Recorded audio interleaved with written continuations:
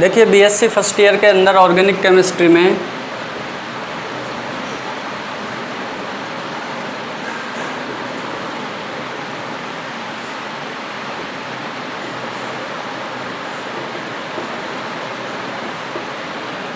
Organic chemistry के अंदर हमने जो है इंटरमीडिएट चल रहा है, रिएक्शन इंटरमीडिएट, अभिक्रिया मध्यवर्ती। और अभिक्रिया मध्यवर्ती में हम 2 कर चुके हैं। पहला हमने किया है मुक्त मूलक, फ्री रेडिकल,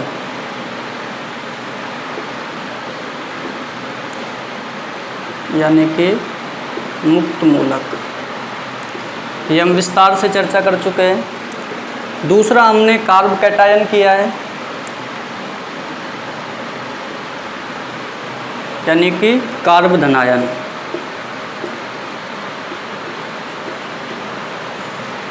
ये भी हम विस्तार से चर्चा कर चुके हैं।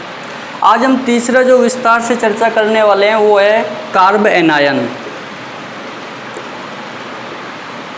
यानी कार्ब ऋणायन, कार्ब ऋणायन।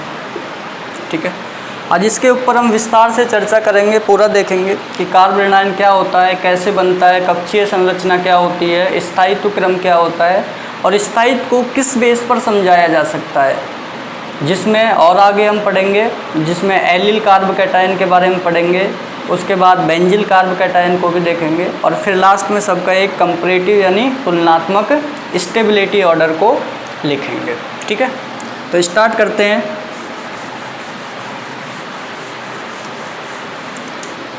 Carb anion.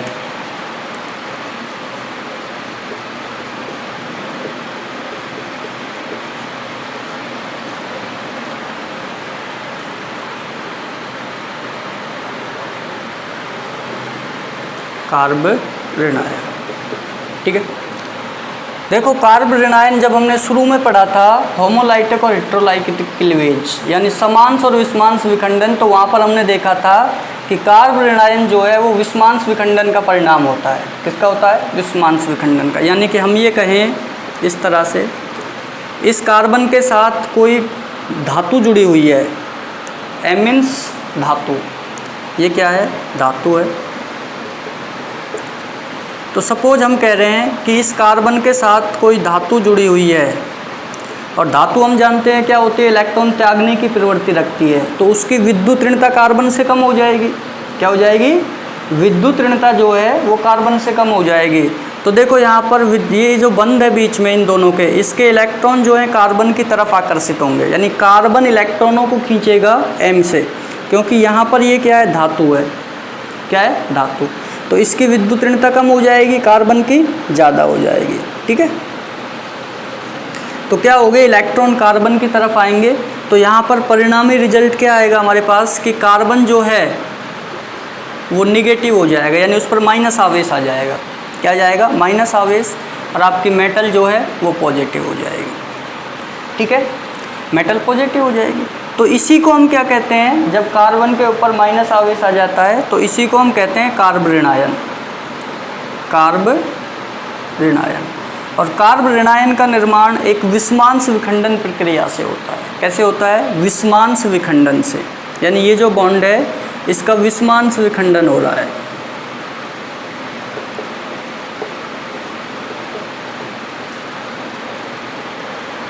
विषमांश बंध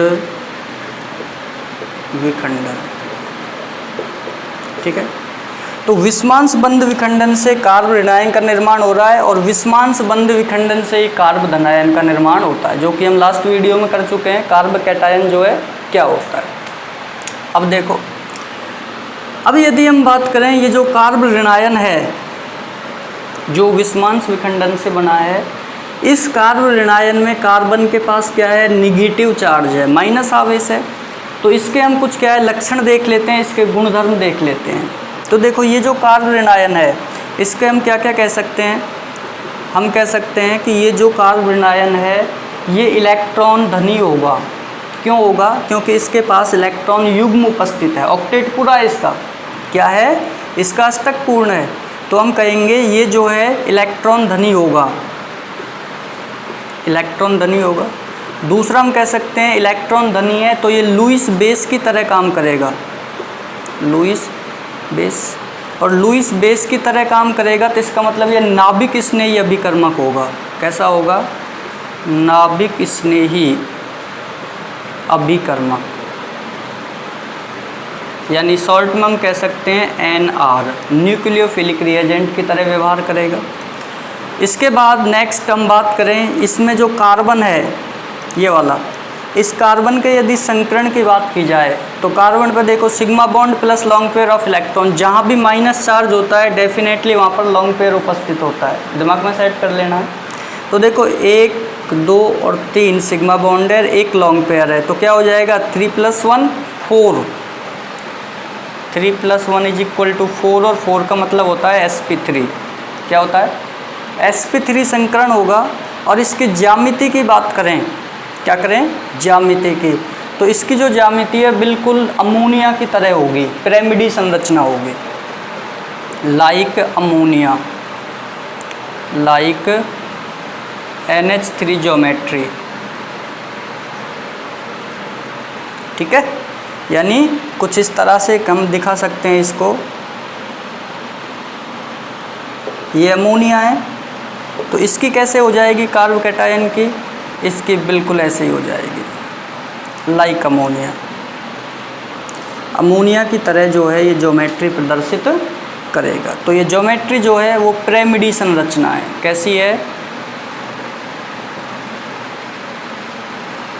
पिरामिडी ज्योमेट्री।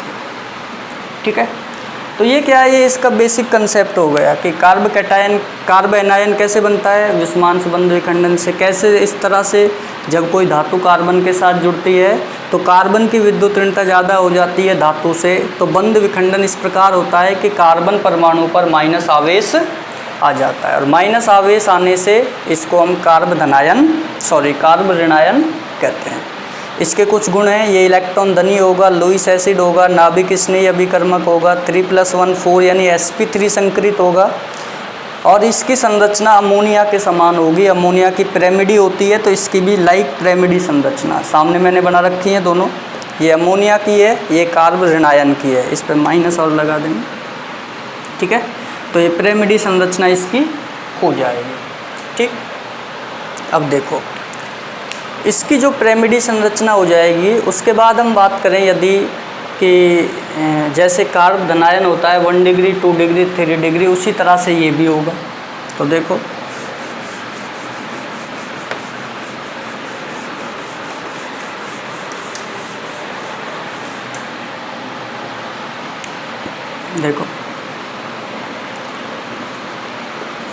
जैसे मैथिल ले लिया, माइनस मैथिल कार्ब ऋणायन,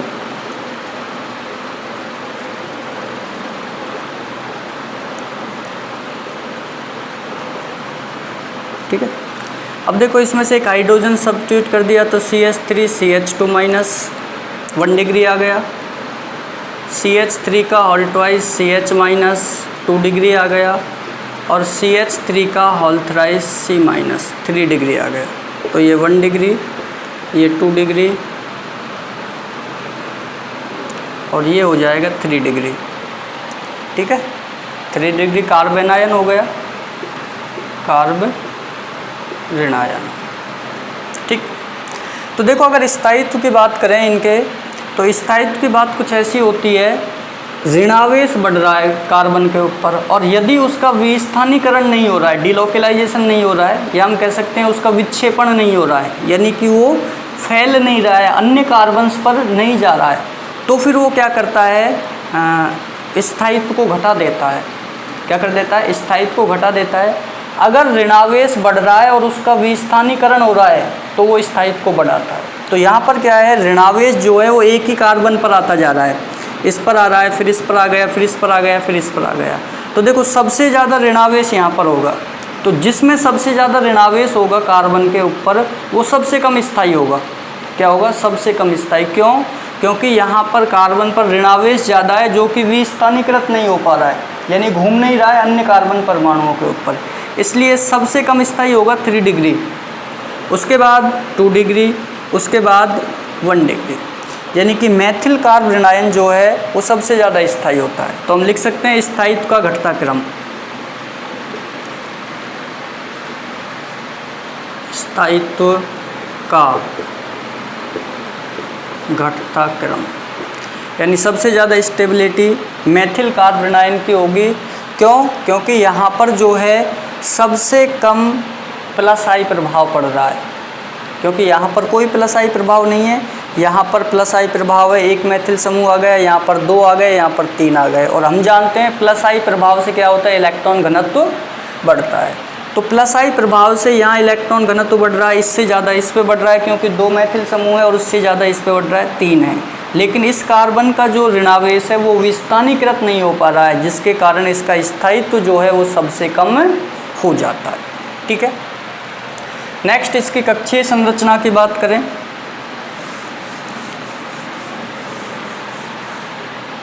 देखो कक्षीय संरचना की बात करें तो हमने अभी देखा था लाइक अमोनिया पिरामिडी संरचना होगी इसकी। तो देखो कार्बन,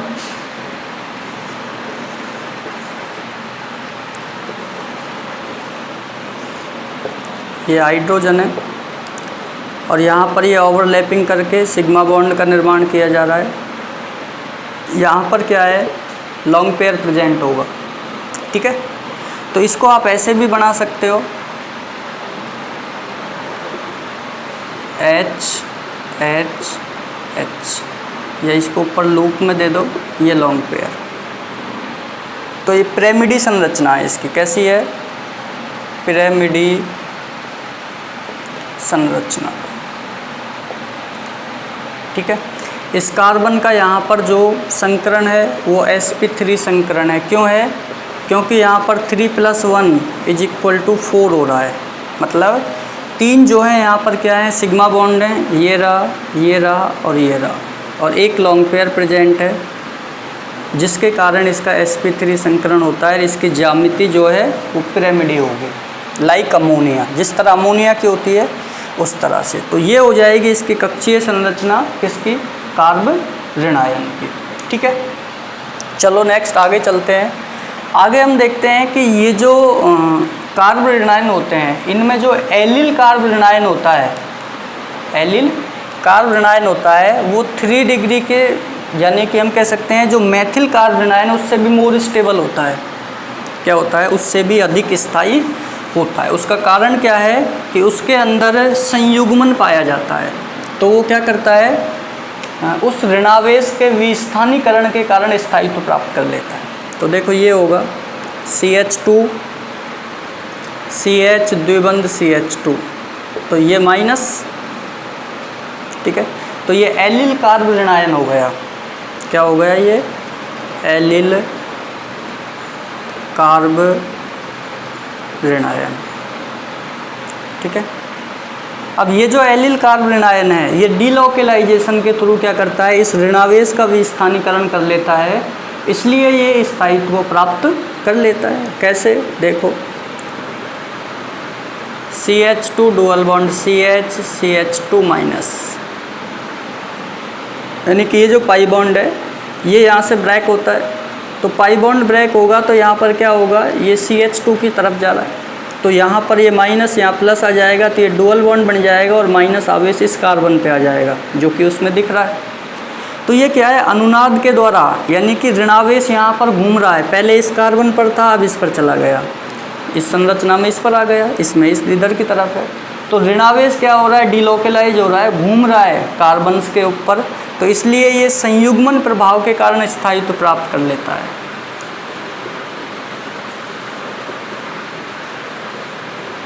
संयुग्मन उपस्थित होता है यहाँ पे। ठीक है, तो इसलिए ये क्या है, जो मेथिल कार्ब ऋणायन है उससे मोर स्टेबल हो जाता है, अधिक स्थायी हो जाता है। क्या हो जाता है, अधिक स्थायित्व प्राप्त कर लेता है। और इससे भी ज़्यादा स्थायित्व होता है बेंजिल कार्ब ऋणायन का। किसका? बेंजिल। क्यों? क्योंकि बेंजिल में क्या होता है, CH2 माइनस ये होता है, तो इसके अंदर क्या है, ज़्यादा अनुनाद पाया जा रहा है, क्योंकि यहाँ पर केवल इसकी क्या है, ये 2 अनुनादी संरचनाएं हैं। इस बेंजिल कार्ब ऋणायन की इससे ज़्यादा अनुनादी संरचनाएं होंगी।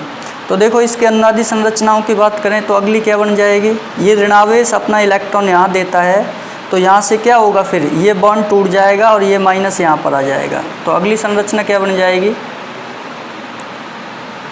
माइनस डुअल बॉन्ड CH2 ये। उसके बाद अगली संरचना ये यहाँ पर बॉन्ड बना लेगा, ये माइनस कर देगा तो ये माइनस डुअल बॉन्ड CH2।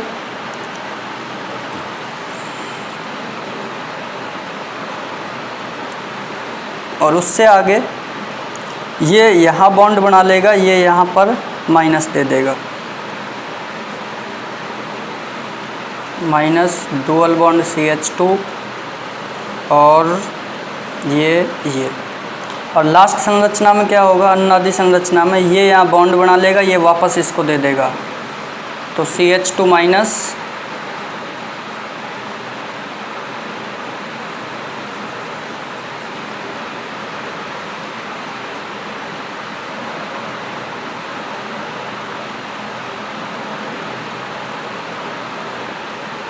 ये। तो इस तरह से देखो यहाँ पर इन अनुनाद के कारण ही जो बेंजिल कार्ब ऋणायन है, यहाँ पर क्या हो रहा है कि ऋणावेश है लेकिन वो विस्थानीकृत हो रहा है, वलय के अंदर घूम रहा है, इसलिए ये क्या है, ज़्यादा स्थायित्व प्राप्त कर लेगा। क्या कर लेगा, अधिक। तो इसकी जो एलिल कार्ब ऋणायन है उससे भी मोर स्टेबिलिटी होगी और जितना ज़्यादा विस्थानीकरण बढ़ेगा इसका, जितना ज़्यादा विस्थानीकरण बढ़ेगा ये उतना ही अधिक स्थायी होगा। तो हम कह सकते हैं कि जैसे जैसे फेनिल समूह बढ़ेंगे बेंजिल कार्ब ऋणायन में स्थायित्व और अधिक बढ़ जाएगा। ठीक है, तो फाइनली हम क्या लिख सकते हैं, एक तुलनात्मक स्टडी के रूप में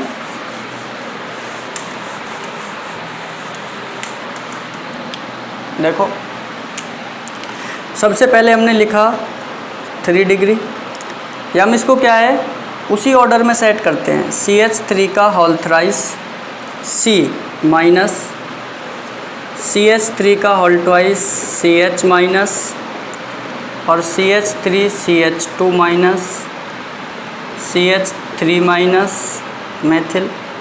उसके बाद एलिल आएगा CH2 CH dual bond CH2 minus. ठीक है, उसके बाद मैं नीचे लिख रहा हूँ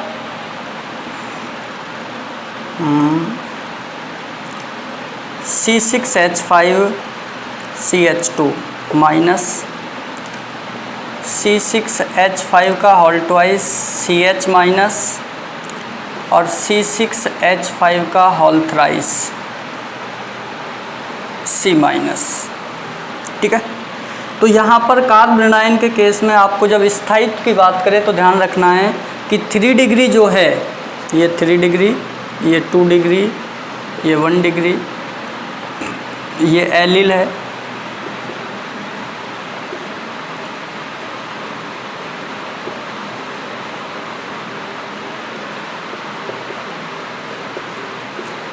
और ये बेंजिल है।